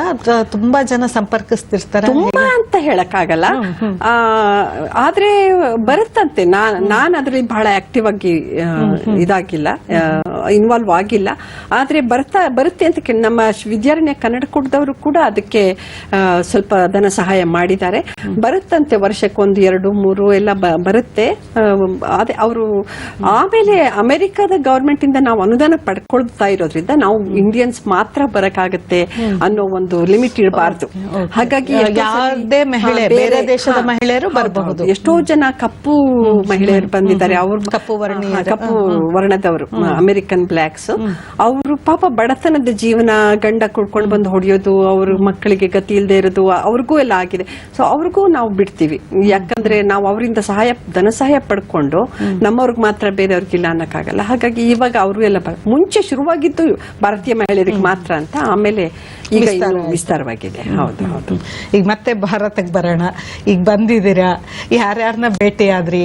ಹೇಗಿತ್ತು ನಿಮ್ಮ ದಿನಗಳು? ಬಹಳಷ್ಟು ಮೊದಲಿಗೆ ಅಫ್ಕೋರ್ಸ್ ನಮ್ಮ ಸಂಬಂಧಿಕರು ಅವರು ಇವರು ಮದುವೆ, ಉಪನಯನ, ನಾಮಕರಣ ಅದೆಲ್ಲ ಆಯ್ತು. ಆಮೇಲೆ ಇತ್ತೀಚೆಗೆ ಮಹಿಳಾ ಲೇಖಕಿಯರ ಒಂದು ಸಂಘದವರು ಒಂದು ಸಂವಾದ ಏರ್ಪಡಿಸಿ ನನಗಲ್ಲಿ ವಸುಂಧರಾ ಭೂಪತಿ, ಪಿ.ಟಿ. ಲಲಿತಾ ನಾಯಕ್ ಅವರೆಲ್ಲ ಸಿಕ್ಕಿದ್ರು. ತುಂಬಾ ಸಂತೋಷ ಆಯ್ತು. ಬಹಳಷ್ಟು ಜನ ತಾವು ಬರೆದ ಪುಸ್ತಕಗಳನ್ನು ಕೊಟ್ರು. ಏನಂದ್ರೆ ಅಲ್ಲಿ ನನಗೆ ತುಂಬಾ ಸಂತೋಷ ಆಗಿದ್ದು ಅಂದ್ರೆ ಬ್ಲಾಕ್ ಅಂಡ್ ವೈಟ್ ಫೋಟೋಸ್, ಹಳೆ H.S. ಪಾರ್ವತಿ, ತ್ರಿವೇಣಿ ಎಲ್ಲರದ್ದು ಹಾಕಿದ್ದಾರೆ. ಅನುಪಮಾ ನಿರಂಜನ. ನಮ್ಮ ಹೆಂಗಳೆಯರು ಸಾಹಿತ್ಯದಲ್ಲಿ ಸಾಧನೆ ಮಾಡಿದ್ರು ಕೂಡ ಅವರಿಗೆ ಸಲ್ಲಬೇಕಾದ ಮರ್ಯಾದೆ, ಮನ್ನಣೆ ಸಿಕ್ಕಿಲ್ವೇನೋ ಅಂತ ನನ್ಗನ್ಸುತ್ತೆ. ಹಾಗಾಗಿ ನಾವು ಇನ್ನೂ ಆಕ್ಟಿವ್ ಆಗ್ಬೇಕು. ಮಹಿಳೆಯರು ಸಮರ್ಥವಾಗಿ ನಿಂತ್ಕೊಂಡು ನಮಗೆ ಸಲ್ಲಬೇಕಾದ ಗೌರವನ ನೀವು ಕೊಡ್ಬೇಕು ಅಂತ ಡಿಮ್ಯಾಂಡ್ ಮಾಡಿ ತಗೊಳ್ಬೇಕಾದ ಒಂದು ಸಂದರ್ಭ ಬಂದಿದೆಯೇನೋ ಅಂತ ಅನ್ಸುತ್ತೆ. ಅದನ್ನ ಈ ಸಂಘ ಮಾಡ್ತಾ ಇದೆ. ಅದರಿಂದ ನಂಗೆ ಬಹಳ ಸಂತೋಷ ಆಯ್ತು. ನಿಮ್ಗೂ ಸಹ ನಿಮ್ಮ ಒಂದು ಗೆಳತಿಯರ್ನೆಲ್ಲ ನೋಡಿದಾಗ ಹೌದು ಹೌದು ಹೌದು ಹೌದು ಎಲ್ಲಿಯೋ ಅಕ್ಕ ತಂಗಿಯರು ಇವರು ನನ್ನ ಹತ್ರ ಬಂದಿದ್ದಾರೆ ಅನ್ಸಿ ತುಂಬಾ ಸಂತೋಷ ಆಯ್ತು ನನಗೆ. ಇನ್ನೊಂದು ಪದ ತುಂಬಾ ಇಲ್ಲಿ ಪರಿಚಿತ ಈಗ, ಯಾಕಂದ್ರೆ ಅಮೆರಿಕದಷ್ಟೇ ಅಕ್ಕ ಎಲ್ರಿಗೂ ಇಷ್ಟ. ಅಕ್ಕ ಅಂದ್ರೆ ಅಮೆರಿಕನ್ ಸಾಕಷ್ಟು ಒಳ್ಳೆ ಅದ್ಭುತವಾದ ಕಾರ್ಯಗಳನ್ನ ಮಾಡ್ತಾ ಇದೆ. ಇಲ್ಲಿರೋ ಕಲಾವಿದರನ್ನ, ಸಾಹಿತಿಗಳನ್ನ ಕರೆಸ್ಕೊಂಡು ಒಂದು ತುಂಬಾ ಒಂದು ಸಾಂಸ್ಕೃತಿಕ ಹಬ್ಬವನ್ನೇ ಮಾಡ್ತಾ ಇದೆ. ಆ ಅಕ್ಕ ಸಮ್ಮೇಳನದಲ್ಲೂ ತಾವು ಸಹ ಸಕ್ರಿಯವಾಗಿ ಭಾಗವಹಿಸಿದ್ದೀರಾ. ಅದ್ರ ಬಗ್ಗೆ ಹೇಳಿ. ಅಕ್ಕ ಅನ್ನೋದು 2000 ಇಸ್ವಿನಲ್ಲಿ ಹುಟ್ಕೊಂತು. ಅದು ಅಷ್ಟೇ. ಈಗ ಅಲ್ಲಲ್ಲಿ ಕನ್ನಡ ಕೂಟಗಳು ಏನೋ ಒಂದು ಸಮ್ಮೇಳನ ಅದು ಇದು ಮಾಡಿ ಅಲ್ಲಿಯೇ 4 ಜನ ಒಟ್ಟಾಗೋ ಬದಲು ಇಡೀ ಅಮೆರಿಕದ ವ್ಯಾಪ್ತಿಯುಳ್ಳ ಒಂದು ಅಮೆರಿಕ ಕನ್ನಡ ಕೂಟಗಳ ಆಗರ ಅಂತ ಶುರು ಮಾಡಿ ಬಹಳ ಅದ್ದೂರಿಯಾಗಿ ನಡೀತು. 2000 ಇಸ್ವಿಯಲ್ಲಿ ಟೆಕ್ಸಸ್ ಅಲ್ಲಿ ಹ್ಯೂಸ್ಟನ್ ಅಲ್ಲಿ ಬಹಳ ಚೆನ್ನಾಗಿ ನಡೀತು. ಎಂಥ ಒಂದು ಆಶ್ಚರ್ಯ ಅಂದ್ರೆ ಒಂದು ಸೂರಿನ ಅಡಿ 4,000-5,000 ಕನ್ನಡಿಗರು ಸೇರಿ ಕನ್ನಡದಲ್ಲಿ ಮಾತಾಡಿ, ಕನ್ನಡದ ಊಟ ಮಾಡಿ, ಕನ್ನಡದ ಸಾಂಸ್ಕೃತಿಕ ಕಾರ್ಯಕ್ರಮಗಳನ್ನು ನೋಡಿ, ಇಲ್ಲೊಂದು ಕರ್ನಾಟಕ ಅಂತ ಒಂದು ಸಂಭ್ರಮಿಸೋ ಅದೊಂದು ವಾತಾವರಣ ಇದೆಯಲ್ಲ, ಅದನ್ನ ಬಾಯಲ್ಲಿ ಆಗದೇ ಇಲ್ಲ. ಹೌದು. ಆಮೇಲೆ ಆ ಕನ್ನಡದ ಸೌಜನ್ಯ, ಸಹೃದಯತೆ ಎಲ್ಲ ಕಡೆ ಕಂಡು ಬರ್ತಾ ಇತ್ತು. ಈಗ ನಾವು ಟ್ಯಾಕ್ಸಿ ಕಾಯ್ತಾ ಇದ್ರೆ ಯಾರೋ ನಮ್ಗೆ ಗುರ್ತಿಲ್ದೇ ಇರೋರೊಬ್ರು ಬಂದ್ಬಿಟ್ಟು, ಹೌದಾ ಈ ರಾತ್ರಿಲಿ ನೀವು ಒಬ್ರೇ ಹೋಗ್ಬಾರ್ದಮ್ಮ, ಇರಿ ನಾನ್ ಟ್ಯಾಕ್ಸಿ ಮಾಡ್ಕೊಡ್ತೀನಿ, ಒಳ್ಳೆವ್ನು ಯಾರು ನೋಡ್ಬಿಟ್ಟು ಅಂತ ಆತರ. ಅಥವಾ ಬಸ್ ತುಂಬಿ ಹೋಗಿದ್ರೆ ಯಾರೊಬ್ರು ಹಿರಿಯರು ಹತ್ತಿದ ತಕ್ಷಣ 4 ಜನ ಎದ್ದಿಂತು ಬನ್ನಿ ಇಲ್ಲೇ ಕುತ್ಕೊಳ್ಳಿ ಅಂತ ಕನ್ನಡದಲ್ಲಿ ಕರೆದು ಕೂರಿಸ್ತಾರೆ. ಅದೀಗ ಕನ್ನಡದ ಹೃದಯವಂತಿಕೆ, ಸೌಹಾರ್ದತೆ, ಸಹೃದಯತೆ, ಬಾಂಧವ್ಯ ಅಷ್ಟು ಚೆನ್ನಾಗಿ ವ್ಯಕ್ತವಾಯ್ತು ಅಂದ್ರೆ ನನಗೆ ತುಂಬಾ ಸಂತೋಷ ಆಯ್ತು. ಆಮೇಲೆ ಡೆಟ್ರಾಯ್ಟ್, ಹೀಗೆ ಬೇರೆ ಬೇರೆ ಎಲ್ಲಾ ಕಡೆಗೂ ನಾನು ಹೋಗಿಲ್ಲ, 2 ವರ್ಷಕ್ಕೊಂದ್ಸರಿ ಆಗುತ್ತೆ. ಆಮೇಲೆ 2008ರಲ್ಲಿ ಶಿಕಾಗೋದಲ್ಲಿ ಆದಾಗ ನಾನು ಸಾಹಿತ್ಯ ಸಮಿತಿಯ ಮುಖ್ಯಸ್ಥಿಯಾಗಿ ಕೆಲಸ ಮಾಡಿದೆ. ಅಲ್ಲಿಗೆ SL ಭೈರಪ್ಪ, ಚಂದ್ರಶೇಖರ್ ಕಂಬಾರ, ಜಯಂತ್ ಕಾಯ್ಕಿಣಿ, ವೀರಭದ್ರಪ್ಪ ಎಲ್ಲರೂ ಬಂದಿದ್ರು. ಬಹಳ ಚೆನ್ನಾಗಿ ನಡೀತು. ಸಾಹಿತ್ಯಿಕವಾದ ಕಾರ್ಯಕ್ರಮಗಳು ಮತ್ತು ಉಳಿದ ಎಲ್ಲ ಕಾರ್ಯಕ್ರಮಗಳು ಬಹಳ ಚೆನ್ನಾಗಿ ನಡೀತು. ಜಯಂತ್ ಕಾಯ್ಕಿಣಿ ಅವರಂತೂ ತುಂಬಾ ಸಂತೋಷ ಪಟ್ಟು, ನೀವೆಲ್ಲ ನಮ್ಗೆ ಅಕ್ಕ ತಂಗಿರಾಗಿ ಅಂತ ಅವ್ರ ಕ್ಯಾಮ್ರಾದಲ್ಲಿ ಒಂದು ಫೋಟೋ ತೆಗೆಸ್ಕೊಂಡು 5,000 ಜನ ಕನ್ನಡಿಗರು ಒಂದು ಸೂರಿನಡಿ ಇಷ್ಟು ಸೌಹಾರ್ದತೆಯಿಂದ ಯಾವುದೇ ಬಗೆಯ ಕಲಶ, ಸಂಘರ್ಷ, ಕಲಹಗಳು ಏನೂ ಇಲ್ದೇನೆ ಎಷ್ಟು ಚೆನ್ನಾಗಿ ನಿರ್ವಹಿಸಿದ್ದೀರಾ ಅಂತ ಅವರು ತುಂಬಾ ಸಂತೋಷ ಪಟ್ರು.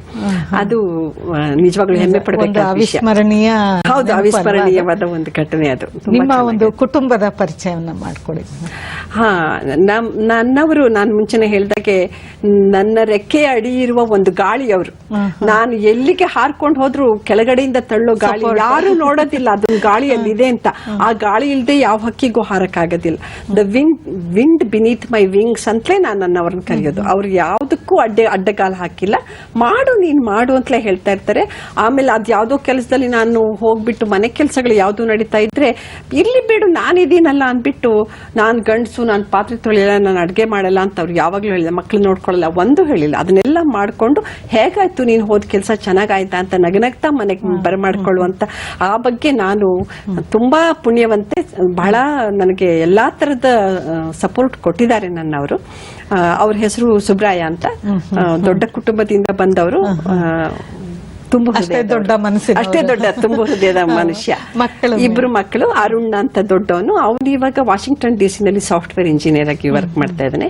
ಅಮೆರಿಕನ್ ಹುಡುಗಿಯನ್ ಮದ್ವೆ ಆಗಿದ್ದಾನೆ. ಅವಳು ಕೂಡ ಎಷ್ಟರ ಮಟ್ಟಿಗೆ ಇಂಡಿಯನ್ ಅಂದ್ರೆ ನನ್ಗೆ ಆಕ್ಚುಲಿ ಹೇಳ್ಕೊಳಕ್ ಹೆಮ್ಮೆ ಆಗುತ್ತೆ. ಈಗ ಒಂದು ವಾರದ ಹಿಂದೆ ಒಬ್ಬ ಮೊಮ್ಮಗ ಹುಟ್ಟಿದಾನೆ, ಮೊದಲನೇ ಮೊಮ್ಮಗ. ಅವನಿಗೆ ನನ್ನ ಸೊಸೆ ಅಮೆರಿಕನ್ ಆದ್ರೂ ಕೂಡ ಹುಡುಕಿ ಅಮೆರಿಕನ್ ಮತ್ತು ಇಂಡಿಯನ್ ಎರಡಕ್ಕೂ ಹೊಂದುವಂತಹ ರೋಹನ್ ಅನ್ನೋ ಹೆಸರು ಹುಡುಕಿದಾಳೆ. ರೋಹನ್ ಅಂದ್ರೆ ನಮ್ಗೆ ಅದು ನಮ್ಮ ಹೆಸರು, ರೋಹನ್ ಅಂದ್ರೆ ಆರೋಹಣ ಅನ್ನೋ ಒಂದು ಅರ್ಥ ಬರುತ್ತಂತೆ. ಆದ್ರೆ ಅವರು ರೋಹನ್ ಅಂತ ಐರಿಷ್ ನೇಮು ಆಗುತ್ತಂತೆ ಅದು. ಹಾಗಾಗಿ ಅವಳು ಅದೇ ಹೆಸರು.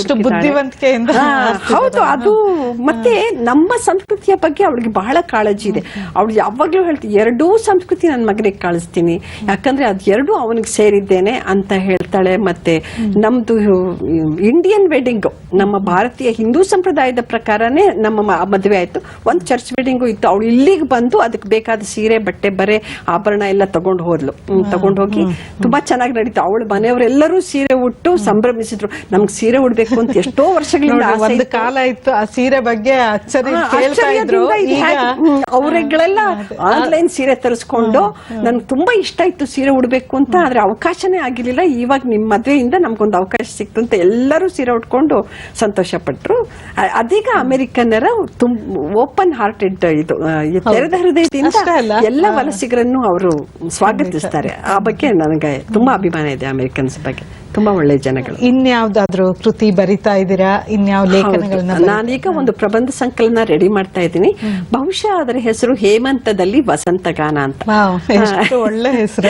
ಯಾಕಂದ್ರೆ ನಮ್ಗೆಲ್ಲ ಹೇಮಂತ ಋತು ಬಂದಿದೆ ಜೀವನದಲ್ಲಿ, ಆದ್ರೆ ನಮ್ಮ ಹುರುಪು ವಸಂತವಾಗೇ ಇದೆ. ಆದ್ರಿಂದ ಹೇಮಂತದಲ್ಲಿ ವಸಂತಗಾನ ಅನ್ನೋದೇ ಸರಿಯಾದ ಹೆಸರು ಅದಕ್ಕೆ. ಅದು ಬಹುಶಃ ಮುಂದಿನ ವರ್ಷ ಅದು ಪ್ರಕಟವಾಗತ್ತೆ. ಈಗ ರೆಡಿ ಆಗ್ತಾ ಇದೆ. ಅಂದ್ರೆ ಇದು ಈಗಾಗಲೇ ಹಲವಾರು ಕಡೆ ಪ್ರಬಂಧಗಳು ಪ್ರಕಟವಾಗಿವೆ.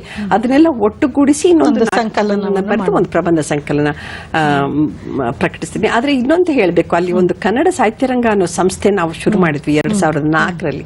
ಪ್ರತಿ 2 ವರ್ಷಕ್ಕೊಂದ್ಸರಿ ಸಮ್ಮೇಳನಗಳನ್ನ ಮಾಡಿ ಇಲ್ಲಿಂದ ನಾವು ದೊಡ್ಡ ದೊಡ್ಡ ಲೇಖನ ಸಾಹಿತಿಗಳನ್ನ ಕರೆಸಿ ಒಂದು ಪುಸ್ತಕ ಅಮೆರಿಕನ್ನಡಿಗರೇ ಬರೆದಿರೋ ಪುಸ್ತಕಗಳನ್ನ ಪ್ರಕಟ ಮಾಡಿ ಅದು ಬಹಳ ಚೆನ್ನಾಗಿ ನಡ್ಕೊಂಡು ಬರ್ತಾ ಇದೆ. ಅದರಿಂದ ನನಗೆ ಸಾಹಿತ್ಯಕ್ಕೆ ಇನ್ನೂ ಹುರುಪು ಜಾಸ್ತಿ ಬಂದಿದೆ.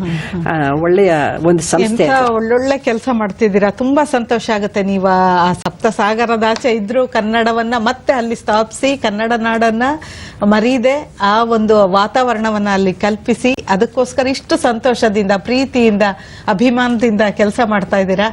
ಎಲ್ಲ ಕನ್ನಡಿಗರ ಪರವಾಗಿ ನಮ್ಮ ದೂರದರ್ಶನ ಪರವಾಗಿ ತಮಗೆ ಅನಂತ ಧನ್ಯವಾದಗಳು. ನಮಸ್ಕಾರ. ತುಂಬಾ ಸಂತೋಷ.